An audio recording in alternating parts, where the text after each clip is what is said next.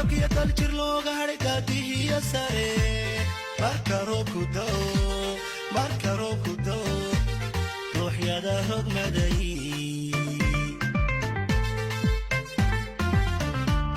irkasabaa naflaha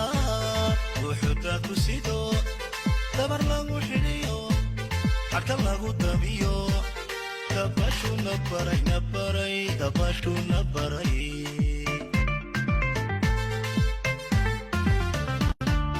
baarihii dabkiya daljir looga hadhay daadihiya sare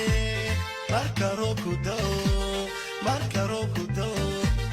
ruuxyada rogmaday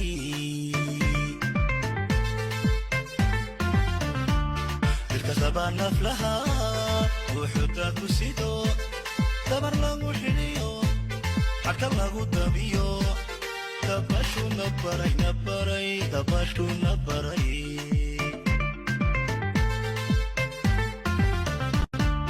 baarihii dabkiya daljir looga hadhay daadihiya sare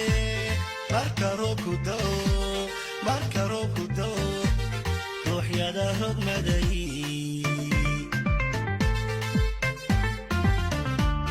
irkasabaa naflaha ruuxuda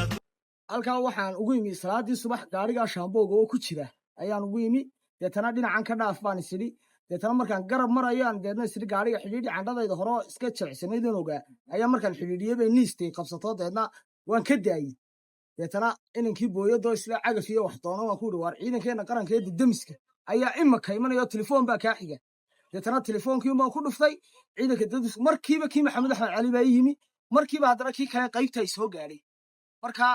israa'iil barosigiiba labadii gaadhi $30,000 ah iyo gaadhi $10,000 ku dhowbay markiiba badbaadiyeen waa 10 daqiiqo dhexdeed gebigooduba intaasii ku badbaadiyey markaa ciidanka qaranka demiska somalilan waxaan leeyahay bulshadu si fiican hoola xidhiidho mar kastay dhib ku timaaday xaalad yara dareemaan waayo waa ciidanka sabata bixinka wax walba markaba telefoonunbaa kaa xigaba halow iyagoo kula taaganyahan waa isla halkiiba markiiba waxaan markii salaada laga baxay baan sirtalo ma garanaysa dabeedna waxay qabsaday dooxaas ay qabsaday halkaa niis buu keeno markiiba dabeedna ciidanka waxaan la garanay demiska allah barakay markiiba inoo yimaadeen oo kuwa naga dhuftay way inoo yimaadeen markiiba ciidanku way naga dhufteen oo kuwa dibadana keenay